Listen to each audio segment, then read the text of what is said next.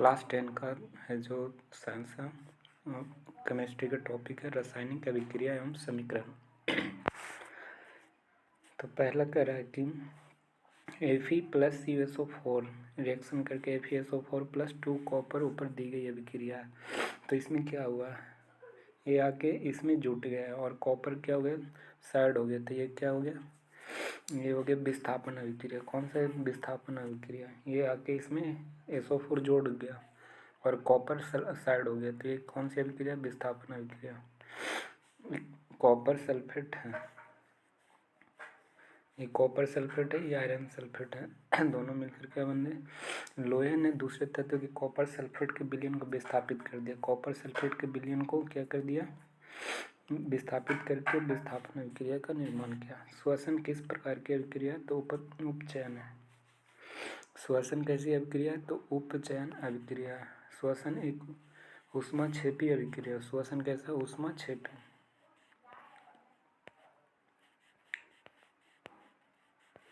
Silver chloride का रंग क्या होता है, तो धूसर होता है। सिल्वर क्लोराइड का रंग कैसा होता है, धूसर होता है। जब सूरज के प्रकाश में श्वेत रंग का सिल्वर क्लोराइड का रंग कैसा हो जाता है, तो सिल्वर क्लोराइड का रंग सूरज के प्रकाश में धूसर हो जाता है। सिल्वर क्लोराइड का सिल्वर तथा क्लोरीन में वियोजन के कारण ऐसा होता है। दोनों टूटता है, सिल्वर और क्लोरीन टूटता है, तब इसका वियोजन के कारण धूसर रंग हो जाता है। कैल्शियम कार्बोनेट टूटकर कैल्शियम ऑक्साइड और कार्बन डाइऑक्साइड की अभिक्रिया का, तो ये हो जाएगा वियोजन अभिक्रिया। कौन सी अभिक्रिया, वियोजन अभिक्रिया। वियोजन अभिक्रिया। कैल्शियम क्लोराइड यानी चूना पत्थर है, ये टूटेगा तो क्या एक बूझा चूना बनेगा। क्या बनेगा, बूझा चूना और कार्बन डाइऑक्साइड गैस को क्या करेगा, मुक्त करेगा। जब कैल्शियम कार्बोनेट टूटता है तो कैल्शियम ऑक्साइड और कार्बन डाइऑक्साइड में टूट जाता है। तो कैल्शियम ऑक्साइड को बूझा चूना कहा जाता है और कार्बन डाइऑक्साइड क्या गैस मुक्त हो जाता है। ये क्या है, वियोजन अभिक्रिया। जिंक ऑक्साइड को कार्बन के साथ रिएक्शन करेंगे तो जिंक प्लस कार्बन मोनोऑक्साइड बन जाएगा। तो इसमें किसका रिडक्शन, तो रिडक्शन होता है किसका होता है, ऑप्शन में क्या है, जेडोन के उपचयित हो गया, मतलब अपचयित हो गया, टूट गया। और कार्बन का क्या हो जाएगा, कार्बन का उपचयित हो गया। तो ये ऑक्सीजन के जुड़ना उपचयित कहलाता है। ऑक्सीजन का जुड़ना उपचयित, इलेक्ट्रॉन का हटना उपचयित कहलाता है। ऑक्सीजन का जुड़ना उपचयित और इलेक्ट्रॉन का घटना उपचयित। तो जिंक ऑक्साइड को क्या हो गया, अपचयित हो गया और कार्बन उपचयित हो गए। तो और भी दोनों क्या हो जाएंगे, सही हो जाएंगे।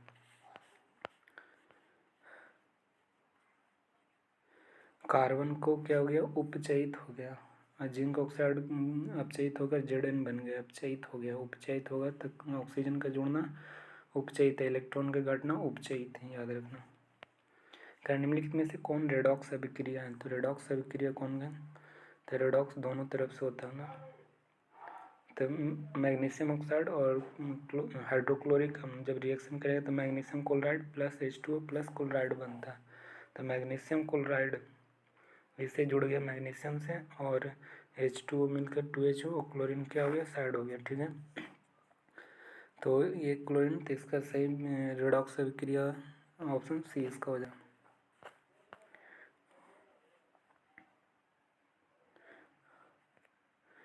इसमें किसका ह्रास हो गया, क्लोरीन का ह्रास हो गया। हाइड्रोजन में ऑक्सीजन का वृद्धि हो रहा है इसलिए उपचयित हो गया, उपचयित। अर्थात किसी अभिक्रिया में उपचयित तथा दूसरा अभिकारक अपचयित होता है। इन दोनों के उपचयन अपचयन रेडॉक्स अभिक्रिया कहते हैं। एक का उपचयन होना और दूसरा के अपचयन होना, ये कहलाता है रेडॉक्स अभिक्रिया।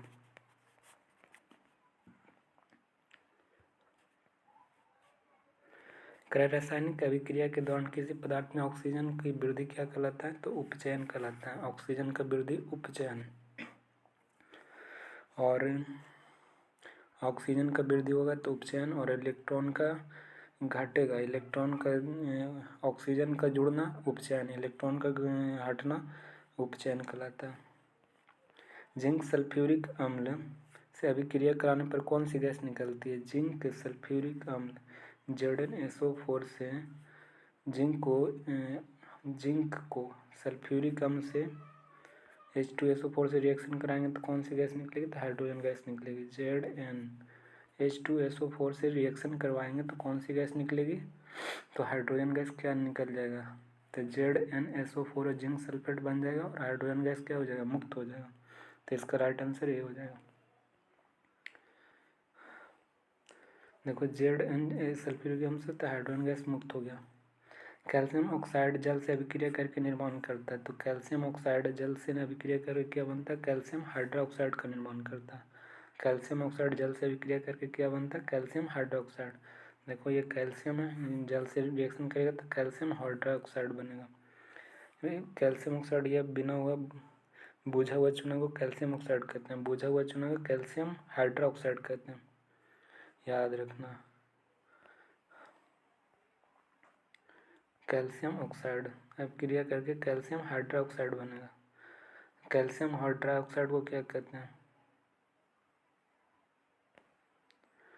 बुझा हुआ चूना को कैल्शियम ऑक्साइड कहते हैं, बुझा हुआ चूना को कैल्शियम ऑक्साइड, बिना बुझा हुआ चूना को कैल्शियम, बिना यानी कैल्शियम ऑक्साइड, बुझा हुआ चूना को कैल्शियम हाइड्रोक्साइड कहते हैं, बुझा हुआ चूना को कैल्शियम हाइड्रोक्साइड। कैल्शियम ऑक्साइड और जल से रिएक्शन करके कैल्शियम ऑक्साइड कैल्शियम हाइड्रोक्साइड बनती है। तो ये कौन सी अभिक्रिया है? तो संयोजन अभिक्रिया हो जाएगा। और कैल्शियम हाइड्रोक्साइड को कौन से चूना कहते हैं? तो बुझा हुआ चूना कहा जाता है। कैल्शियम ऑक्साइड को बुझा हुआ चूना कहते हैं। जिन अभिक्रियाओं में उत्पाद के साथ ऊष्मा भी निर्मित होता है उसे ऊष्माक्षेपी कहते हैं। उत्पाद के साथ ऊष्मा भी निर्मित होता है, उत्पाद के साथ क्या होता है? ऊष्मा का भी निर्माण होता है, उसे ऊष्माक्षेपी अभिक्रिया कहेंगे। उत्पाद के साथ ऊष्मा का भी निर्माण होता है उसे क्या कहेंगे? ऊष्माक्षेपी अभिक्रिया कहेंगे, ऊष्माक्षेपी अभिक्रिया कहेंगे। उत्पाद के साथ ऊष्मा का भी निर्माण होता है उसे ऊष्माक्षेपी अभिक्रिया कहेंगे।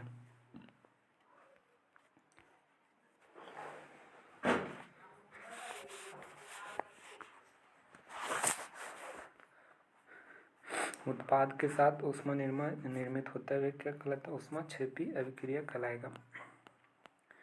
साग सब्जियों का विघटित होकर कंपोस्ट बनना किस अभिक्रिया का उदाहरण है? तो ऊष्माक्षेपी का है उदाहरण। ऊष्माक्षेपी में जब मीथेन और ऑक्सीजन से रिएक्शन करवाते हैं तो कार्बन डाइऑक्साइड और जल और ऊर्जा एनर्जी ऊष्मा के साथ उत्पाद का निर्माण के साथ ऊष्मा भी उत्पन्न होता है उसे ऊष्माक्षेपी कहते हैं। उत्पाद के साथ साग सब्जी में विघटित होकर कंपोस्ट बनना, उत्पादन के साथ साथ ऊष्मा निकलेगा तो ऊष्माक्षेपी। और साग सब्जियों के जब उत्पाद है तो होकर कंपोस्ट बनता है तो ऊष्मा निकलता है तो ऊष्माक्षेपी हो जाएगा।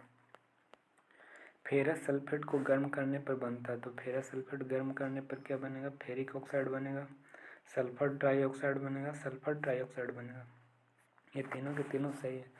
फेरस सल्फेट को गर्म करेंगे तो फेरिक ऑक्साइड बनेगा, सल्फर डाइऑक्साइड बनेगा, सल्फर ट्राइऑक्साइड बनेगा। Ferric oxide, sulphur dioxide, sulphur trioxide बनेगा। तो 1 2 3 क्या हो जाएंगे? सही हो जाएंगे।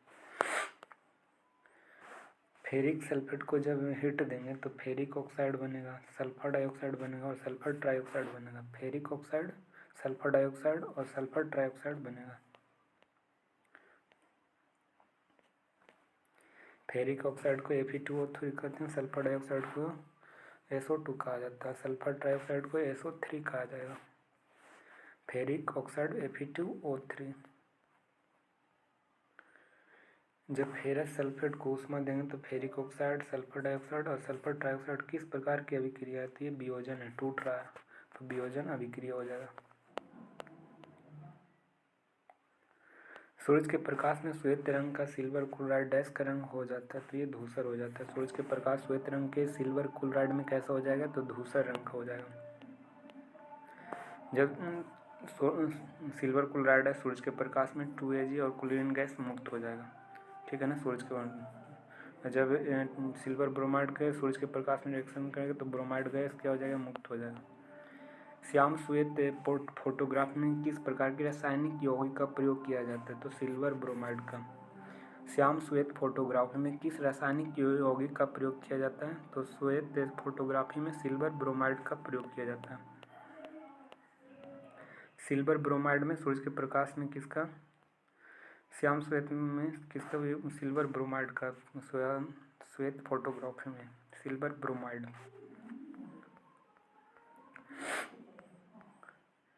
नेक्स्ट करा है कि जब फेरस से कॉपर सल्फेट से एक्वस विलयन में डाला जाता है तो फेरस सल्फेट और कॉपर गैस मुक्त हो जाती है। कौन सी अभिक्रिया? तो ये विस्थापन अभिक्रिया। कौन सी अभिक्रिया? विस्थापन अभिक्रिया। निम्न में से किस प्रक्षेपण की सहायता से हम निर्धारित कर सकते हैं कि एक रासायनिक अभिक्रिया है? तो अवस्था में परिवर्तन करके, रंग में परिवर्तन करके, तापमान में परिवर्तन करके। तो उपयुक्त में से सभी हो जाएगा। नेक्स्ट है अम्ल और क्षार है और लवण दिया गया। तो कांच और साबुन एवं कागज उद्योगों में किसका प्रयोग होता है? तो सोडियम कार्बोनेट का प्रयोग किया जाता है। कांच, साबुन और कागज फैक्ट्रियों में किसका? सोडियम कार्बोनेट का यूज किया जाता है। सोडियम कार्बोनेट का उपयोग कांच, साबुन, कागज उद्योग में किया जाता है और इसका उपयोग बोरेक्स जैसे सोडियम यौगिक के उत्पादन में होता है। बोरेक्स जैसे सोडियम यौगिक में होता है। सोडियम कार्बोनेट का उपयोग घरों की सफाई में भी किया जाता है। जल के अस्थायी कठोरता हटाने के लिए भी उपयोग किया जाता है सोडियम कार्बोनेट को जल की अस्थायी कठोरता हटाने के लिए भी किया जाता है।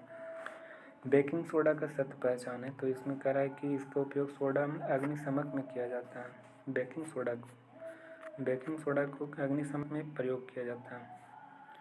बेकिंग पाउडर, बेकिंग सोडा और ऑक्जेलिक अम्ल का प्रयोग किया जाता है। ये गलत है, ठीक है ना। तो सत्य का चुनना, किसको चुनना? सत्य का। तो इसमें सोडा अम्ल अग्निशमक में किया जाता है, ये सही बात है। सोडा अम्ल को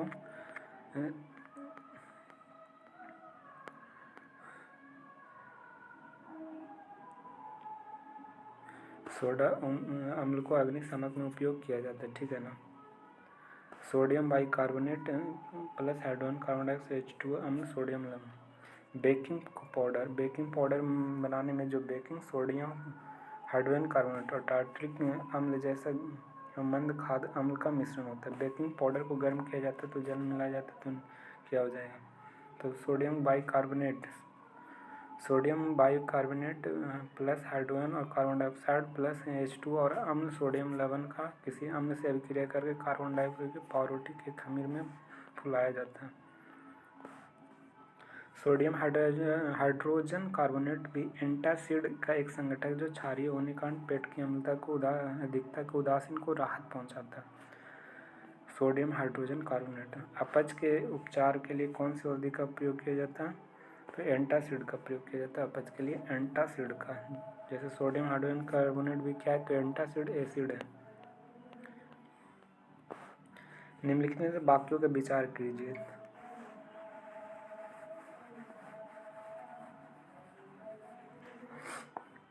परवल एवं परवल क्षारक के लवण का पीएच मान 14 से एवं 0 होता है।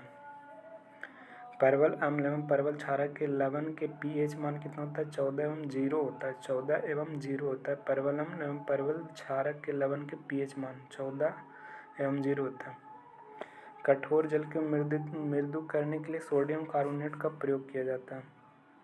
कठोर जल को मृदु करने के लिए सोडियम कार्बोनेट का प्रयोग किया जाता है, तो ये केवल दूसरा सही हो जाएगा।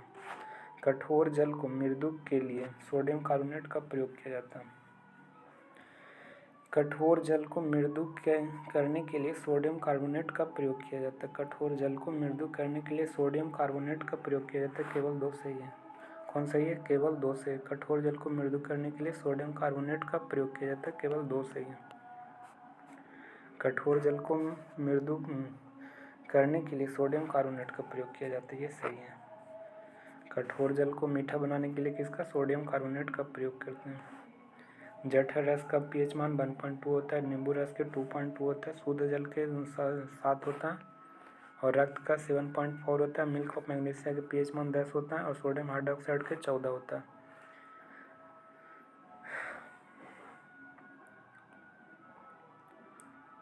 खाने वाले सोडा के क्या कहेंगे? Sodium bicarbonate.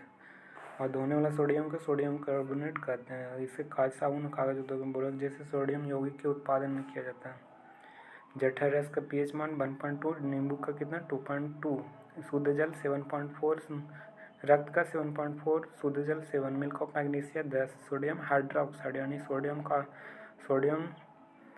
बाइकार्बोनेट, हाइड्रोक्साइड है ना।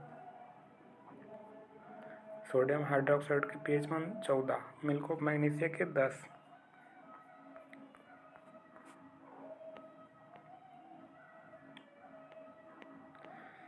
कह रहा है कि कथनों पर विचार करें। अधिक संख्या में H+ आयन उत्पन्न करने वाले अम्ल परवल अम्ल कहलाते हैं।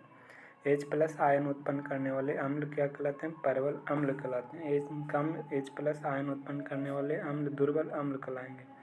कम H+ आयन उत्पन्न करने वाले अम्ल क्या कहलाएंगे? दुर्बल अम्ल कहलाएंगे। तो एक और दोनों क्या हो जाएंगे? सही है।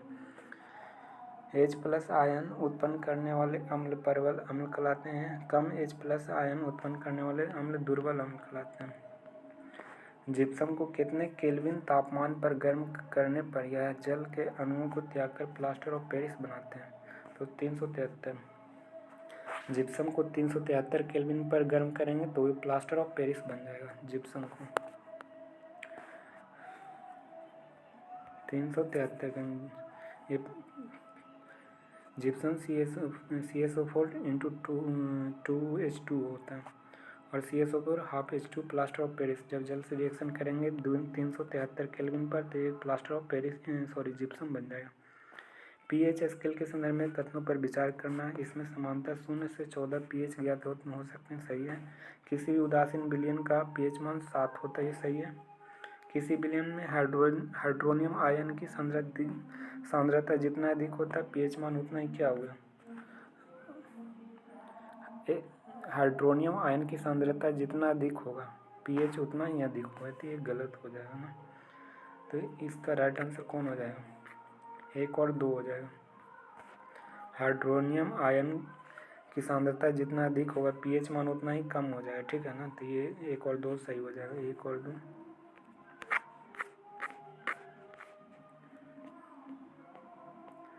करें निम्नलिखित में से सही कथनों पर विचार करना। तो करेंगे। करें कि धातु के साथ अभिक्रिया करने पर अम्ल हाइड्रोजन गैस उत्पन्न करती है। सही है। धातु के साथ रिएक्शन करेंगे तो करने पर सभी अम्ल किसका उत्पन्न करेगा? तो हाइड्रोजन गैस का उत्पन्न करेगा। हाइड्रोजन गैस का धातु के साथ रिएक्शन करेंगे तो हाइड्रोजन गैस उत्पन्न करेगा। परवल एवं परवल क्षारक के लवण का pH मान 7 होता है तथा ये उदासीन होता है। ये भी सही है। परवल अम्ल और परवल क्षारक का लवण कितना 7 मान होता है? ये उदासीन होता है। ये भी परवल क्षारक एवं दुर्बल अम्ल के लवण के लिए 7 से अधिक हो जाएगा और ये क्षारीय हो जाएगा। ये भी सही है। परवल अम्ल परवल क्षारक का मान कितना 7 हो जाएगा? उदासीन हो जाएगा। परवल क्षारक एवं दुर्बल लवण रहेगा, अम्ल के लवण रहेगा तो 7 से अधिक होगा। तो उपयुक्त में से इसमें सभी हो जाएगा। निम्नलिखित में से किस में अम्ल का गुण नहीं होते हैं? तो अम्ल का क्या होता है? अम्ल क्या करेगा? तो लाल लिटमस पत्र को नीला कर देगा। अम्ल स्वाद में खट्टा हुआ। अम्ल एवं क्षारक जांच के संश्लेषित सूचक मेथिल ऑरेंज एवं फेनोल्फथालीन का भी उपयोग करते हैं। अम्ल के लिए किसके सूचक के लिए मेथिल ऑरेंज और क्षारक के लिए फेनोल्फथालीन का प्रयोग करते हैं। ठीक है ना। अम्ल जांचने के लिए मेथिल ऑरेंज और क्षारक के लिए फेनोल्फथालीन होते हैं जिनका स्वाद क्या होता है? खट्टा होता है। जो लाल लिटमस पत्र को अम्ल के गुण नहीं है, छाल नहीं, लाल अनिल नीले लिटमस को लाल पत्र, तो ये उल्टा दे दिया तो ये गलत हो जाएगा। तो इसका ये आंसर हो जाएगा।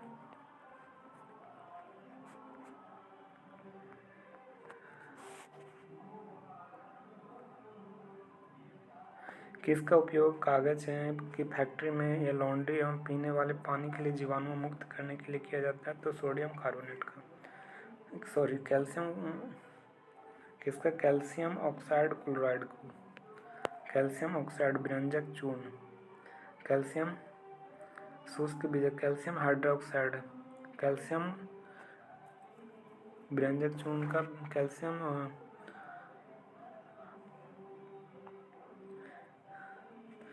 विरंजक चूर्ण का COCl2 होता है formula. Calcium oxide chloride, calcium chloride oxide होता है। ठीक है ना। CaCl2O हो जाएगा। शुष्क बुझा चूना का कितना होता है? कैल्शियम हाइड्रोक्साइड हो जाएगा। शुष्क बुझा हुआ चूना। कैल्शियम ऑक्साइड को बुझा हुआ चूना कहेंगे। किसका उपयोग फैक्ट्री, लॉन्ड्री एवं पानी पीने वाले जीवाणु से मुक्त करने के लिए किया जाता है? तो calcium calcium calcium oxide chloride का करते हैं, कैल्शियम ऑक्साइड क्लोराइड का प्रयोग करते हैं। जब कैल्शियम हाइड्रोक्साइड और क्लोराइड में जब रिएक्शन करता है तो calcium oxide chloride plus H2O gas क्या हो जाती है, मुक्त हो जाती है। विरंजक चूर्ण का उपयोग दिया गया। और पहला कर वस्त्र उद्योग में सूती एवं लिनेन के विरंजन के लिए कागज की फैक्ट्री में लकड़ी की मज्जा और लॉन्ड्री को साफ करने में किया जाता है। कई रासायनिक उद्योगों में एक उपचायक के रूप में कार्य करती, पीने वाले जल के जीवाणुओं से मुक्त करती है विरंजक चूर्ण। निम्नलिखित में से सही का विकल्प का चयन करें तो करते हैं। अम्ल तथा क्षारक शक्ति विलयन जल के अम्ल H+ होता है और क्षारक OH- आयन पर निर्भर करते हैं, ये सही है। हाइड्रोनियम आयन की सांद्रता जितना अधिक होगा pH उतना ही कम होगा, ये सही है। हाइड्रोनियम आयन का सांद्रता जितना अधिक होगा pH मान उतना ही क्या हो जाएगा, कम हो जाएगा। वर्षा जल का pH मान 5.6 से कम हो जाती है, अम्लीय वर्षा कहलाती है, सही बात है। 5.6 रहेगा अम्लीय वर्षा, तो उपयुक्त में से सभी क्या हो जाएंगे, सही हो जाएंगे। किस स्पर्श साबुन की तरह होता है, तो क्षारक पदार्थ का। किसका स्पर्श साबुन की तरह होता है, तो क्षारक पदार्थ का स्पर्श हो जाता है जो साबुन की तरह होता है। कॉपर सल्फेट के एक सूत्र की इकाई में जल के कितने अणु उपस्थित होते हैं, तो 5 अणु होते हैं। कॉपर सल्फेट की एक सूत्र की इकाई में जल के कितने अणु उपस्थित होते हैं, तो 5 अणु उपस्थित होते हैं। कॉपर सल्फेट के एक सूत्र इकाई में जल के कितने अणु उपस्थित होते हैं, तो 5 अणु। कॉपर सल्फेट की एक सूत्र इकाई में जल के कितने अणु उपस्थित होते हैं, 5। कॉपर सल्फेट के जलीय कॉपर सल्फेट का रासायनिक सूत्र 5 अणु होते हैं और सोडियम बाइकार्बोनेट Na2CO3 10H2 होता है। बेकिंग सोडा बनाने में मूल पदार्थों का प्रयोग किसका प्रयोग करते हैं, तो सोडियम क्लोराइड का प्रयोग करते हैं। बेकिंग सोडा बनाने के लिए सोडियम क्लोराइड का प्रयोग करते हैं। बेकिंग सोडा सोडियम क्लोराइड और H2O plus CO2 NH3 NH sodium chloride और ये क्या हो गया, सोडियम हाइड्रोजन कार्बोनेट हो गया, अमोनियम क्लोराइड हो गया और सोडियम हाइड्रोजन कार्बोनेट। ये सोडियम हाइड्रोजन कार्बोनेट किसका प्रयोग करते हैं, बेकिंग सोडा NaCl का प्रयोग करते हैं बेकिंग सोडा का। निम्न में से किसका उपयोग सोडा अम्ल अग्निशमक के रूप में करते हैं, तो बेकिंग सोडा अम्ल अग्निशमक के रूप में किया जाता है, बेकिंग सोडा का प्रयोग करते हैं। गुजारी किस गैस के कारण पाव रोटी या केक फूलकर मुलायम हो जाता है, तो किस गैस के कारण स्पंज हो जाता है केक या पाव रोटी, तो ये कार्बन डाइऑक्साइड के कारण। किसके कारण, कार्बन डाइऑक्साइड के कारण। pH स्केल के संदर्भ में निम्नलिखित कथनों पर विचार करना है, तो इससे समानता 0 से 14 तक pH ज्ञात कर सकते हैं, सही बात है। किसी भी उदासीन का बिलियन का pH मान 7 हो तो ये भी सही है, जिसका हाइड्रोजन उतना ही अधिक हुआ तो ये भी सही है, ये भी गलत है। हाइड्रोनियम आयन की सांद्रता जितना अधिक होगा उतना ही कम होगा pH, ठीक है ना, 1 और 2 सही हो जाए। प्राकृतिक अम्ल और क्षारक उपस्थिति को सूचित करती है, तो क्या है, हाइड्रेंजिया। हाइड्रेंजिया क्या है, तो अम्ल एवं क्षारक की उपस्थिति को सूचित करता है हाइड्रेंजिया। लिटमस है जो विलयन बैंगनी रंग का रंजक होता है, जो थैलोफाइटा समूह के लाइकेन पौधे से निकाला जाता है। लिटमस को यह सूचक के रूप में उपयोग किया जाता है। लिटमस विलयन जब न तो अम्लीय और न क्षारीय हो तो यह बैंगनी रंग का होता है। लिटमस विलयन जब न तो अम्लीय हो न तो क्षारीय हो तो कैसा रंग देगा, तो बैंगनी रंग देगा। बहुत सारे प्राकृतिक पर लाल पत्ता गोभी, हल्दी, हाइड्रेंजिया, पिटूनिया, जेरेनियम, ये सब क्या है, तो प्राकृतिक फूलों के रंगीन, ये सब क्या प्राकृतिक सूचक है। लाइकेन पादप जगत के किस समूह से संबंधित है, तो थैलोफाइटा से। लाइकेन पादप जगत के किस समूह से संबंधित है, थैलोफाइटा से। निम्न के बीच एक गंधीय सूचक है, तो बेनिला और लौंग क्या एक गंधीय सूचक है, बेनिला और लौंग। बेनिला और लौंग क्या है, गंधीय सूचक है। शुद्ध रूप में धातु की सतह चमकदार होती है, इस गुणधर्म को क्या कहते हैं, तो धात्विक चमक कहते हैं। शुद्ध रूप में धातु की सतह कैसी होती है, चमकदार होती है, इस गुणधर्म को क्या कहते हैं, धात्विक चमक कहते हैं। जिस धातुओं की पीटकर पतली चादर बनाया जा सकता है उस गुणधर्म को क्या कहते हैं? अघात वर्धता कहते हैं। पतली चादर बनाया जाता है उस गुणधर्म को अघात वर्धता कहा जाता है। सबसे अघात वर्धीय धातु कौन सी है? तो सोना है। धातु के पतले के रूप में खींचने की क्षमता को क्या कहते हैं? तो इसे तन्यता कहा जाता है। सबसे अधिक तन्यता धातु सोना में होता है। आघात वर्धित 1 ग्राम सोने की कितने किमी तार बनाया जाता है? तो 2 किलोमीटर। 1 ग्राम सोना को 2 किलोमीटर तार बनाया जाता है। 1 ग्राम सोना के लिए कितना तार बनाया जाता है लंबा? 1 ग्राम सोना से 2 किलोमीटर का तार बनाया जाता है। ऊष्मा के सबसे अच्छा चालक कौन है? तो सिल्वर और कॉपर। सिल्वर और कॉपर ऊष्मा का अच्छा चालक है। ऊष्मा का कुचालक क्या है? तो लेड और मरकरी। सीसा और मरकरी क्या है? तो ऊष्मा का कुचालक है। सिल्वर और कॉपर ऊष्मा के सबसे अच्छा चालक है। जब धातु कठोर सतह से टकराने पर आवाज़ उत्पन्न करती है उसे क्या कहते हैं? तो ध्वनिक कहते हैं। जब कठोर सतह से टकराएगा कोई धातु तो उसे क्या कहते हैं? ध्वनिक कहा जाता है। स्कूल की घंटी धातु क्यों बनाई जाती है? घंटी धातु के क्यों बनाई जाती है? ध्वनिक होती है, प्रत्यास्थ क्षमता होती है, लंबे समय तक कंपन को सहन करती है। तो इनमें से सभी स्कूल घंटी कैसी होती है? ध्वनिक होती है, प्रत्यास्थ क्षमता होती है, लंबे समय तक कंपन सहन करती है। भी सही है। इनमें से कौन सा धातु नहीं है? तो आयरन है, कॉपर है, एल्युमिनियम है, लेकिन सल्फर नहीं है। आयरन है, धातु के अंत में 1 2 रहेगा, 1 2 3, उपधातु में 4, 5 6 7 रहेगा किसका? अधातु में।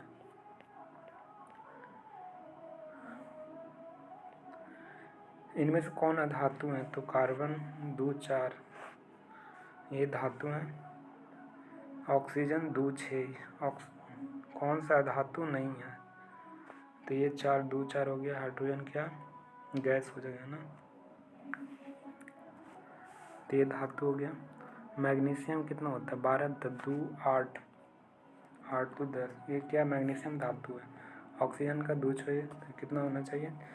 4 5 6 ये क्या है? तो धातु है। ठीक है, 1 2 3 क्या हो जाएगा? तो 4 5 6 तो अधातु, 1 2 3 तक धातु रहता है। ठीक है, ऐसी कौन सी अधातु है जो द्रव होती है? तो द्रव होती है जो अधातु है। ब्रोमीन है। ब्रोमीन क्या? एक प्रकार की अधातु है। एक प्रकार का अधातु है ब्रोमीन। जब किसी धातु के अलावा सारे धातुएं कमरे के ताप पर ठोस अवस्था में पाई जाती है तो ये मरकरी हो जाती है जो कमरे के ताप पर ठोस अवस्था में पाई जाती है। कौन सी अधातु चमकीला होता है? तो आयोडीन। आयोडीन क्या है? तो अधातु है जो चमकीला होता है। आयोडीन अधातु है। कार्बन का अपरूप कौन है? तो हीरा कार्बन का एक अपरूप है।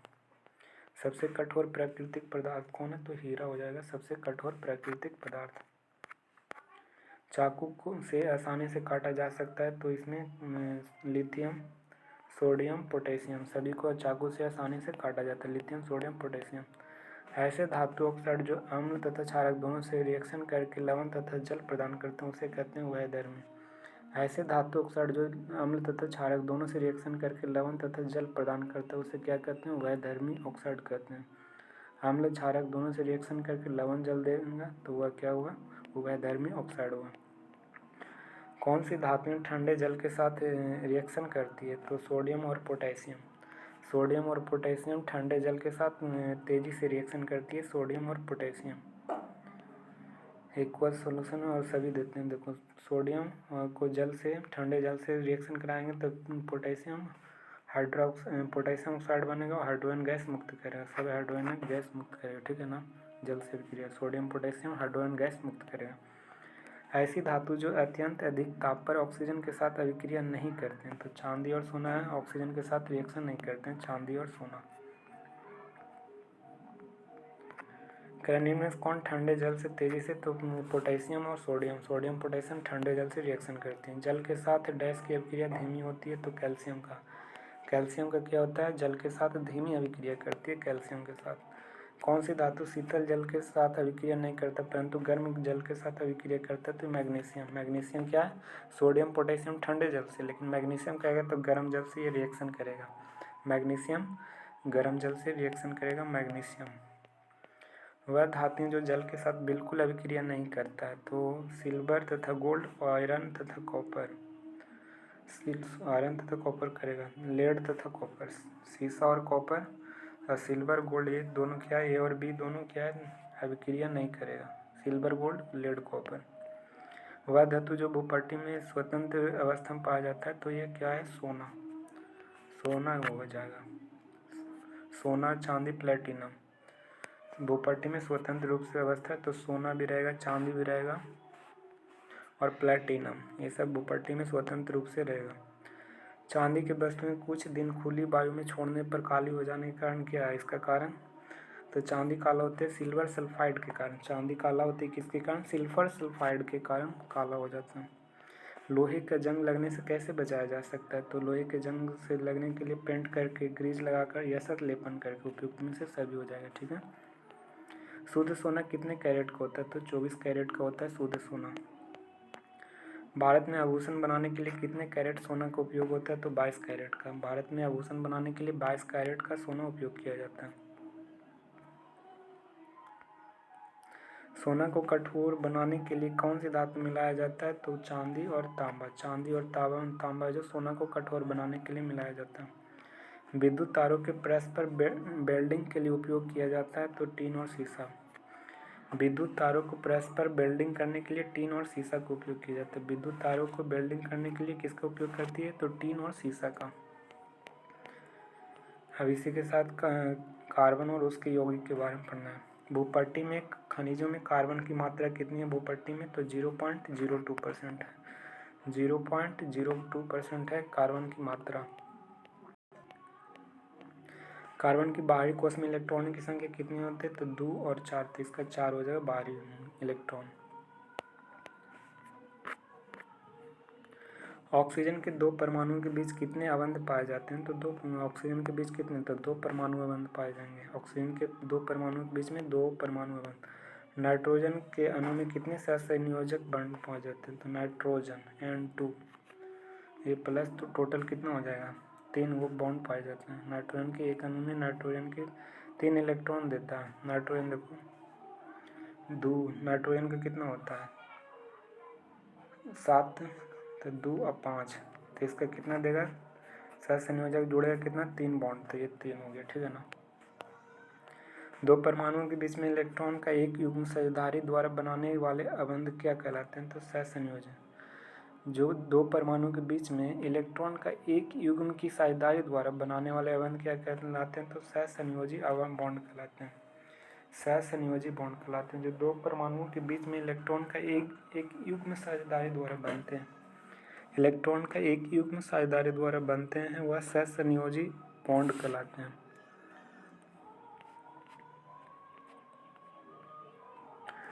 सहसंयोजी बॉन्ड होते हैं, सही कथन का चयन कीजिए।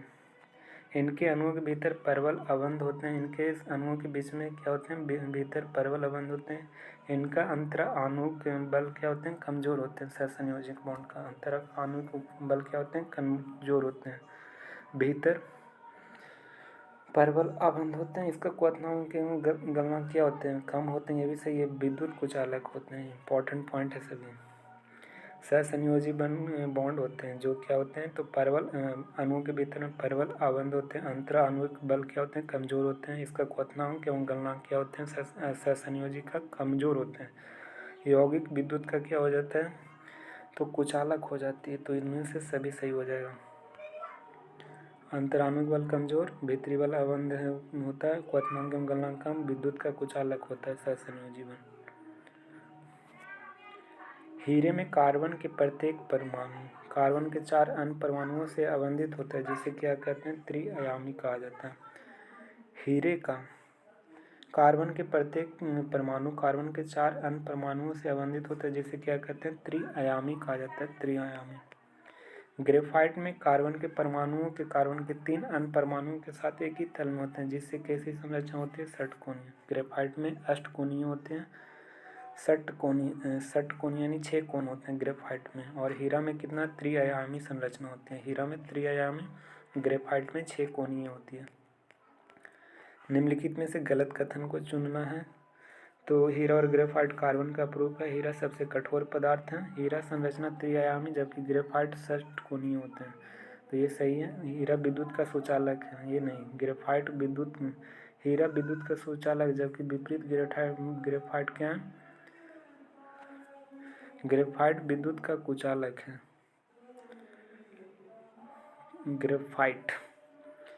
ग्रेफाइट विद्युत का क्या चालक है? हीरा कुचालक हो जाएगा।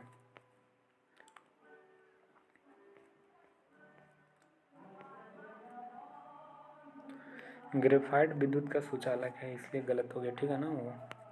निम्न में से प्रथम कार्बनिक यूरिया का संश्लेषण किसने किया था? तो वोलर के द्वारा किया गया था यूरिया को। जो सबसे पहला 1828 में फ्रेडरिक वोलर के द्वारा अमोनिया साइनेट से यूरिया बनाया था। अमोनिया साइनेट से यूरिया बनाया था 1828 में वोलर के द्वारा। एथेन का रासायनिक सूत्र क्या होता है? तो C2H4। C2H4 एथेन का रासायनिक सूत्र होता है, C2H4। कार्बन और हाइड्रोजन से बने यौगिक को क्या कहते हैं? तो हाइड्रोकार्बन कहते हैं। कार्बन और हाइड्रोजन से बने यौगिक को क्या कहते हैं? तो हाइड्रोकार्बन कहते हैं। कार्बन और हाइड्रोजन के यौगिक से बने को क्या कहते हैं? हाइड्रोकार्बन कहते हैं। क्षारीय पोटेशियम परमैंगनेट और अथवा पोटेशियम डाइक्रोमेट एल्कोहल को अम्ल में ऑक्सीकृत करते हैं, अर्थात आरंभिक पदार्थों में ऑक्सीजन जोड़ते हैं, अतएव इनको डैश कहते हैं, तो इसे ऑक्सीकारक कहा जाता है।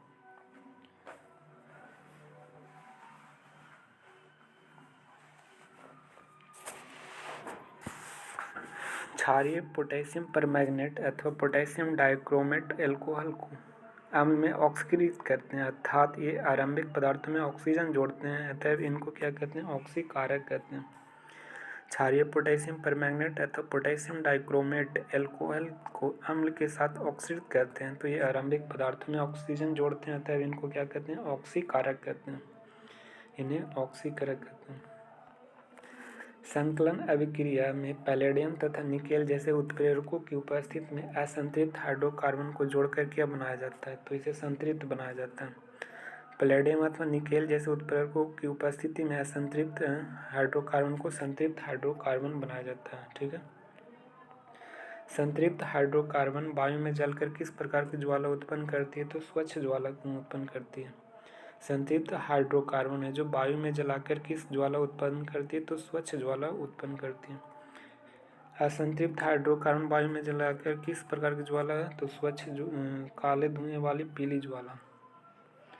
संतृप्त हाइड्रोकार्बन वायु जलकर क्या स्वच्छ करेगा? संतृप्त स्वच्छ देगा, और असंतृप्त क्या देगा? काले धुएं वाली पीली ज्वाला देगा असंतृप्त। वनस्पति तेलों में हाइड्रोजनीकरण के अभिक्रिया किस उत्प्रेरक का उपयोग किया जाता है? वनस्पति में तो निकेल का प्रयोग करते हैं वनस्पति में। इसका देखो वनस्पति है। भोजन पकने के लिए डैश का उपयोग किया जाता है, तो असंतृप्त हाइड्रोजन का प्रयोग करते हैं। भोजन पकने के लिए असंतृप्त हाइड्रोजन का प्रयोग किया जाता है। भोजन पकने के लिए असंतृप्त हाइड्रोजन का। सूर्य की उपस्थिति में मीथेन और क्लोरीन से अभिक्रिया करके क्या बनता है? तो क्या बनेगा? तो मिथाइल क्लोराइड और हाइड्रोक्लोरिक अम्ल बनेगा। मिथाइल क्लोराइड और HCl बनेगा। मीथेन और क्लोरीन से अभिक्रिया करके क्या बनेगा? मिथाइल क्लोराइड और HCl बनेगा। सूर्य के प्रकाश में उपस्थित में मीथेन और क्लोराइड से अभिक्रिया करेंगे तो CH3Cl बनेगा और HCl बनेगा, ठीक है। एथेनॉल का उपयोग निम्न में से किससे बनाने में किया जाता है? तो ये टिंचर आयोडीन बनाने में, कफ सिरप बनाने में, टॉनिक बनाने में। एथेनॉल का उपयोग tincture iodine, cough syrup, tonic बनाने में उपयुक्त में से सभी हो जाएगा। निम्नलिखित में से अत्यधिक मात्रा में अल्कोहल सेवन करने से क्या होता है? तो धीमा उपचायी प्रक्रिया होता है, केंद्रीय तंत्रिका तंत्र कमजोर होता है, सोचने और समझने की क्षमता में क्या हो जाती है? कमी होती है। निम्नलिखित में से अत्यधिक मात्रा में अल्कोहल सेवन करने से क्या होता है? तो धीमा उपापचयी प्रक्रिया होता है, केंद्रीय तंत्रिका तंत्र कमजोर होता है, सोचने और समझने की क्षमता में क्या आ जाती है? कमी हो जाती है। अल्कोहल सेवन करने से क्या? धीमा उपापचयी प्रक्रिया, केंद्रीय तंत्रिका तंत्र कमजोर, सोचने तथा समझने की क्षमता में कमी आ जाती है। उपयुक्त में से सभी हो जाए। निम्न में से कौन अल्कोहल को पीने से व्यक्ति अंधापन तथा मृत्यु हो जाती है? तो मेथनॉल पिएगा, तब मेथनॉल पिएगा तो अंधापन और मृत्यु आ जाएगा। एसेटिक अम्ल निम्न में से किसका अम्ल समूह से संबंधित है? तो कार्बोजेलिक अम्ल से। एसेटिक अम्ल कार्बोजेलिक अम्ल से समूह से संबंधित है। एसेटिक अम्ल कार्बोजेलिक अम्ल। निम्न में से किस अम्ल को अचार परिरक्षक के रूप में इस्तेमाल किया जाता है? तो एसेटिक अम्ल को अचार परिरक्षक के रूप में प्रयोग किया जाता है। एसेटिक अम्ल का। कार्बोजेलिक अम्ल खनिज अम्ल की तुलना में डैश अम्ल होता है, तो ये दुर्बल होता है। खनिज अम्ल की तुलना में कार्बोजेलिक अम्ल क्या होता है? अम्ल होता है जो तुलना में कार्बोजेलिक अम्ल खनिज अम्ल की तुलना में दुर्बल अम्ल होता है। खनिज अम्ल की तुलना में क्या होता है? कार्बोजेलिक अम्ल दुर्बल अम्ल होता है, ठीक है ना। निम्न में से किसका उपयोग इत्र और स्वाद उत्पन्न करने के वाले कारकों के रूप में किया जाता है? तो एस्टर को। इत्र और स्वाद उत्पन्न करने के लिए किस कारकों का प्रयोग करते हैं? तो एस्टर का प्रयोग करते हैं। साबुन में कठोर जल किन लवणों से अभिक्रिया करता है? तो कैल्शियम और मैग्नीशियम के लवणों से क्या करती है? रिएक्शन करती है कठोर जल में। कठोर जल में कैल्शियम और मैग्नीशियम से रिएक्शन करती है साबुन। कठोर जल में कैल्शियम और मैग्नीशियम से। लंबी श्रृंखला वाले सल्फोनिक अम्ल के लवण को क्या कहा जाता है? लंबी श्रृंखला वाले सल्फोनिक अम्ल के लवण को क्या कहा जाएगा? तो अपमार्जक कहेंगे। क्या कहेंगे? अपमार्जक।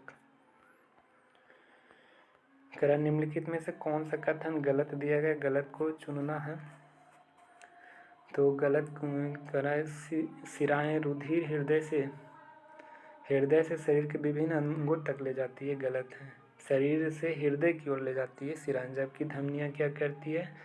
हृदय से बॉडी की ओर ले जाएगा। हृदय से बॉडी की ओर ले जाएगा धमनियाँ, और शरीर से हार्ट तक ले जाता है कौन? सिराएं। लसका एक अन्य द्रव है जो वहन में सहायक है, जिसे तरल उत्तक भी कहते हैं। ये तरल उत्तक है लसका, ये सही है। पचित और क्षुद्रांत द्वारा अवशोषित वसा का वहन लसका द्वारा होता है, ये भी सही। पचित और क्षुद्रांत द्वारा अवशोषित वसा का वहन कौन करता है? लसका के द्वारा होती है। पचित और क्षुद्रांत अवशोषित वसा का वहन कौन करता है? लसका के द्वारा। निम्न में से कौन सा कथन गलत दिया गया? तो गलत को चुनना है। वायवीय श्वसन में ऊर्जा का मोचन अवायवीय श्वसन की अपेक्षा बहुत अधिक होता है। अवायवीय श्वसन की अपेक्षा बहुत अधिक होता है। ऊर्जा का मोचन सबसे अधिक कहाँ होगा? वायवीय श्वसन में होगा। अवायवीय में की अपेक्षा बहुत अधिक होता है। जिस प्रक्रिया में वायु ऑक्सीजन की उपस्थिति में श्वसन होता है उसे वायवीय कहते हैं, ये सही है। अवायवीय श्वसन जिसमें कोशिकाओं में ऊर्जा उत्पन्न करने के लिए ऑक्सीजन की अनुपस्थिति में शर्करा तोड़ देता है, तो ये भी सही है। तोड़ देगा ऑक्सीजन की अनुपस्थिति में।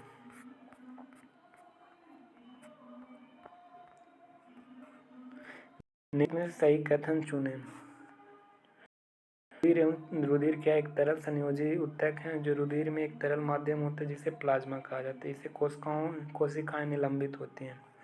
रुधिर क्या एक तरल संयोजी उत्तक है, रुधिर में तरल एक माध्यम होता है जिसे प्लाज्मा कहते हैं। इसमें कोशिकाएं निलंबित होती हैं, तो ये सही हो जाएगा। रुधिर भोजन, ऑक्सीजन और अन्य पदार्थों में हमारे शरीर का वहन करती है, तो ये सही है। एक और दोनों क्या हो जाएंगे? सही। निम्नलिखित में से विचार करना और सत्य कथन को चुनना है। तो जब हम श्वास लेते हैं तो हमारा डायफ्राम क्या हो जाता है? ऊपर उठता है, ऊपर उड़ जाता है, ठीक है, पसली बाहर निकलेगा। डायफ्राम ऊपर, जब हम श्वास लेते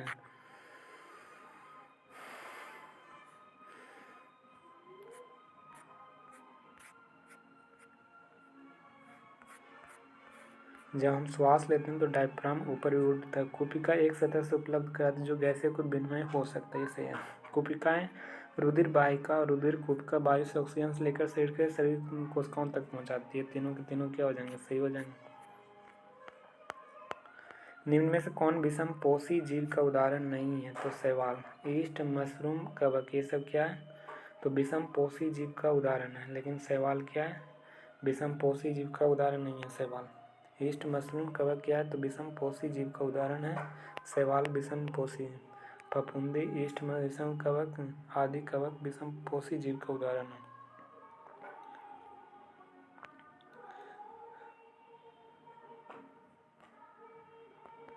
विषम पोषी।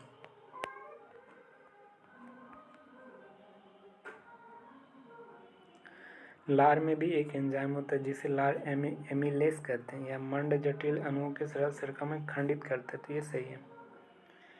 मुंह से अमाशय तक भोजन ग्रह को इसोफेगस द्वारा ले जाया जाता है, तो ये सही है।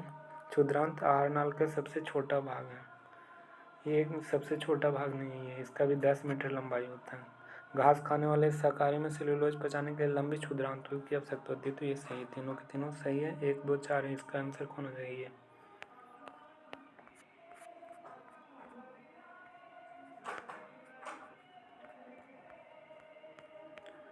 निम्नलिखित कथनों पर विचार करना। अमाशय एक बृहत अंग है जो भोजन के आने पर फैल जाता है, तो ये सही है, भोजन आने पर फैले। बाघ जैसे मांसाहारी के क्षुद्रांत बड़ी होती हैं, ये गलत है, छोटी होती। मांसाहारी का क्षुद्रांत छोटी होती। प्रकाश नेक्स्ट है, प्रकाश संश्लेषण के प्रक्रम के दौरान कौन घटनाएं होती है? तो क्लोरोफिल द्वारा प्रकाश की ऊर्जा को अवशोषित करना। क्लोरोफिल द्वारा प्रकाश की ऊर्जा को अवशोषित करती। कार्बन डाइऑक्साइड को कार्बोहाइड्रेट में अपचयन करती है।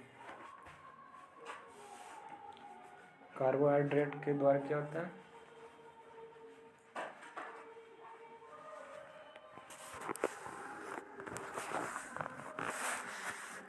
कार्बन डाइऑक्साइड कार्बोहाइड्रेट के अपचयन में क्या करती है? तोड़ती है। कार्बन डाइऑक्साइड कार्बोहाइड्रेट में अपचयन करती है, तो एक उपयुक्त में दोनों। क्लोरोफिल द्वारा प्रकाश ऊर्जा को अवशोषित करना, तो 1 और 2 सही हो जाएगा।